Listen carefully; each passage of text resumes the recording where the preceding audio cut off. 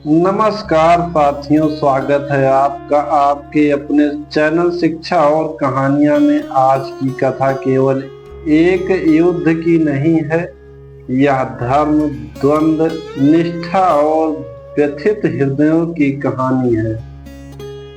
यह उस शख्स की कहानी है जो रथ के पीछे बैठा था लेकिन युद्ध की दिशा बदल सकता था, महाराज शल्य की। और यह उस वीर की कहानी है जो सूरज पुत्र था लेकिन अपनी किस्मत में अंधेरा लेकर आया, महारथी कर्ण की। आपने अक्सर महाभारत के रणभूमि की चर्चा सुनी होगी, लेकिन आज हम उस एक घटना पर प्रकाश डालेंगे जिसे कई लोग अनदेखा कर देते हैं। शल्य का कर्ण का सारथी बनना।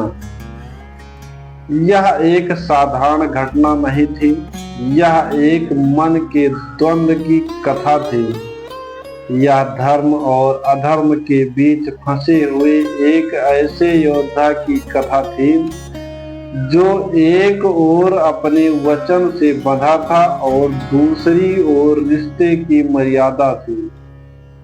चलिए आज की कहानी शुरू करते हैं। शल्य और कर्ण, रथ की आखिरी यात्रा। शल्य कौन थे? शल्य मद्र देश के राजा थे। वह कुंती के भाई थे, अर्थात पांडवों के मामा। शल्य एक पराक्रमी योद्धा, निष्पक्ष वक्ता और बुद्धिमान राजा माने जाते थे। उनकी वीरता का वर्णन महाभारत में कई बार हुआ है, लेकिन वे अपनी वाणी और मनोबल से भी युद्ध की दिशा बदल सकते थे। शल्य का झुकाव प्रारंभ से पांडवों की ओर था, लेकिन जब वे युद्ध के समय पांडवों से मिलने जा रहे थे तब दुर्योधन ने योजना बनाई। दुर्योधन की चाल।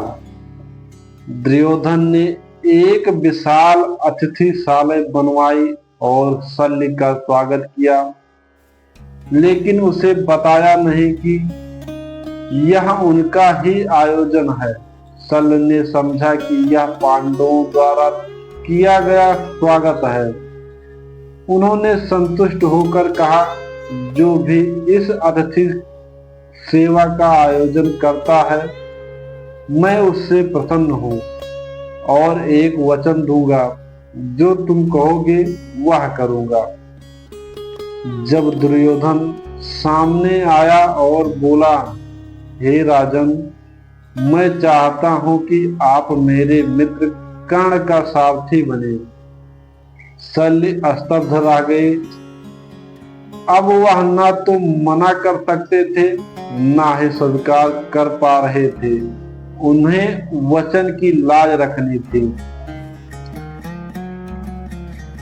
शल्य के मन में ने ठान लिया कि वह युद्ध में कर्ण के सारथी तो बनेंगे, लेकिन अपने हृदय से पांडवों के साथ ही रहेंगे। उन्होंने युधिष्ठिर से वादा किया, मैं कर्ण का रथ हाँकूंगा, लेकिन उसकी आत्मा को दुर्बल करता रहूंगा। मैं उसे मनोबल से पराजित करूंगा। मैं हर बार उसके मन में संदेह, भय और कुंठा का बीज बोऊंगा। युधिष्ठिर जान गए कि यह कोई छोटी भूमिका नहीं होगी। युद्ध में केवल हथियार नहीं बल्कि मानसिक बल ही निर्णायक होता है, और यदि शल्य कर्ण का आत्मबल तोड़ सके तो वह रण नहीं जीत पाएगा।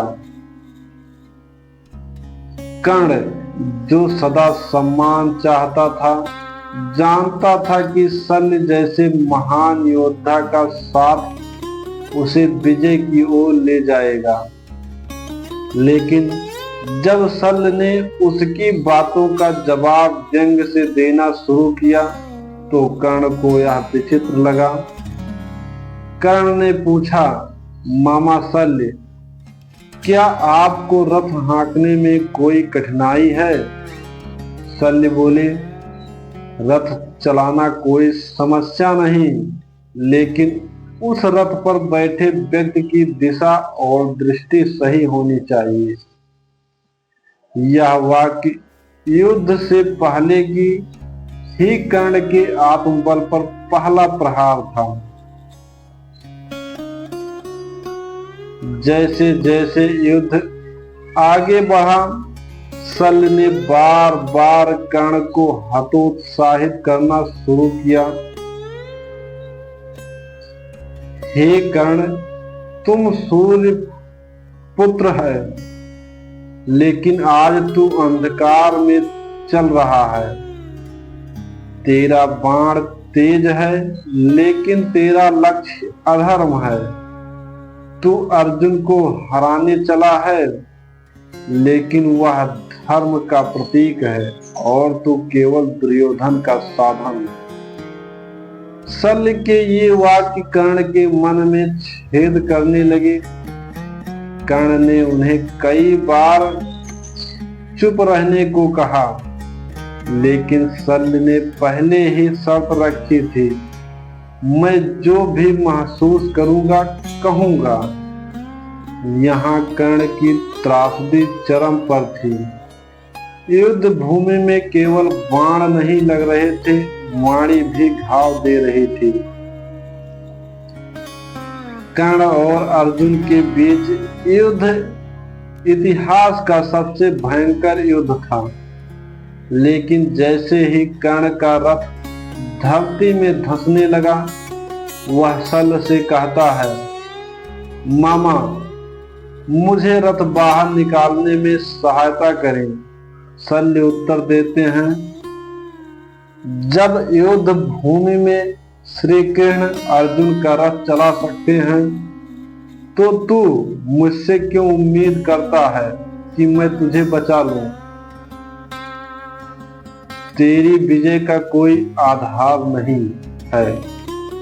कर्ण ने जोर देकर कहा, मैं युद्ध नियमों के अनुसार लड़ता रहा और जब मेरी मृत्यु का समय आया तो सब नियम टूट गए।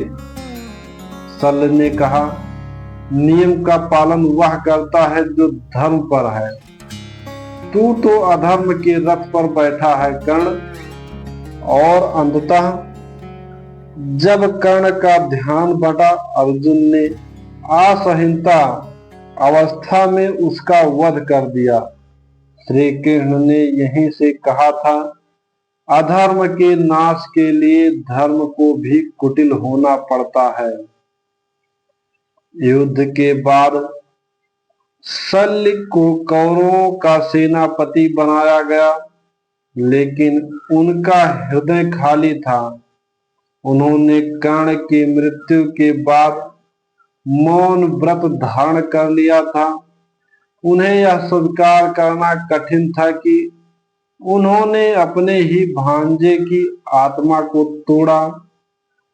जब युधिष्ठिर विजयी हुआ, तब उन्होंने शल्य को सम्मान उनका राज्य वापस सौंपा, लेकिन शल्य ने कहा, मुझे अब राज्य नहीं चाहिए। मैंने धर्म और अधर्म के बीच फंसी एक रेखा को देखा है और मैं उस पर चल नहीं पाया। मैं आज भी सोचता हूं, क्या मैं गलत था? साथियों, यह केवल युद्ध की कथा नहीं थी, यह एक व्यक्ति के भीतरी लड़ाई थी। धर्म के पास थे, लेकिन वचन के बंधन में थे।